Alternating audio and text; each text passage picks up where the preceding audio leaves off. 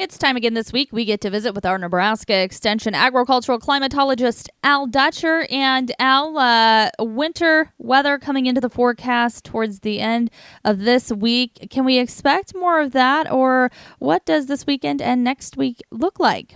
Well, Shaylee, of course, we've had this storm that moved across the region today, and unfortunately, or fortunately, depending on your perspective, we did receive some pretty significant snowfall. Looking at the satellite and the Nebraska Rain Network observations, it is apparent that the heaviest was right along the I-80 corridor from western Nebraska eastward into the Kearney region, and then, of course, following the Platte River Basin up toward the Columbus area and through the I-80 corridor.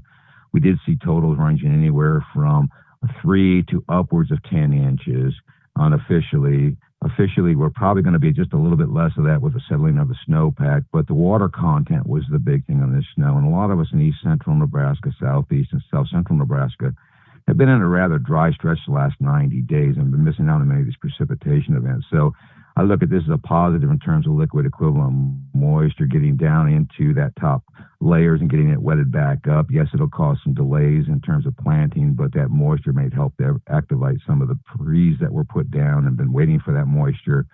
And additionally, putting moisture into that seed slot. The good news is, from a model standpoint, we definitely look like we're going to see a much wetter pattern, warmer pattern as we go forward. The biggest concern is as we go forward in time, whether or not we are going to see essentially whether the precipitation itself will be a problem in terms of keeping the planting out of reach. But overall, what I'm seeing is that we're seeing the pattern as of today looking like we've got an upper air pattern that favors this trough moving toward the east, keeping cold air over the Great Lakes region, and also looking at some energy moving through the southern stream. And as we go into tomorrow, we'll see that energy from the northern stream lift a little bit farther to the east. A little bit of wave on the backside might move down the region as we go into Sunday off that upper air low and generate some light precipitation out in the northwestern part of the state, but nothing of any consequence. But much warmer temperatures build into our regions. We're caught between these two flow patterns, and we should see widespread 60s and 70s this weekend, particularly out in the southwest part of the state. On Monday, we start to see that energy moving out of the southern stream into the Texas Panhandle region. And whether or not we get some moisture returns up into our region Monday is questionable, but it looks like the heaviest core of that will be in the southeast. On Tuesday, we do see a deepening of that southern stream trough. And at this point in time, it looks like that low pressure system will move across Texas Panhandle and then move in an eastward fashion. We may see some thunderstorm development generating on Tuesday across southeastern portions of Colorado and the Texas Panhandle. And then that wave rapidly moves into southern Arkansas as we get into Wednesday, keeping most of that heavy precipitation in the Gulf region. There is a chance that some of that thunderstorm activity will make it up into north central portions of Kansas, possibly right along with Kansas or Nebraska border, but it doesn't look like it will be anything significant.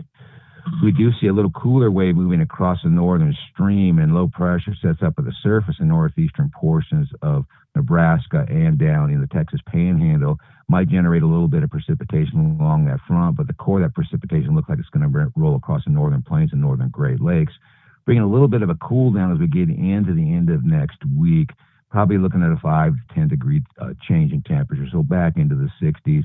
Possibly a little bit of thunderstorm activity, but as that wave moves into the Great Lakes region, we start to see a big ridging pattern moving into the central, southern, and even the northern Rockies, and that will ever so slowly push its way eastward as we go through next weekend. By all accounts from the models, we will see a big long wave ridge building from the Texas region all the way northward to the Canadian Prairie Province regions, bringing very warm and dry conditions. And if that forecast does hold, I would be expecting us to see widespread 80s and 90s across most of the south central plains, and possibly making it up into the low to mid 80s across Nebraska with very dry conditions. And I would expect if those conditions do prevail, we will see a considerable amount of our corn crop planted within a very short window, particularly south of the Interstate 80 region. We are going to be much farther ahead than we were last year in regards to planting progress, and I see that widespread throughout the Plains region. All right, thanks so much, Nebraska Extension agricultural climatologist Al Dutcher. You're listening to the Rural Radio Network. Rural Radio.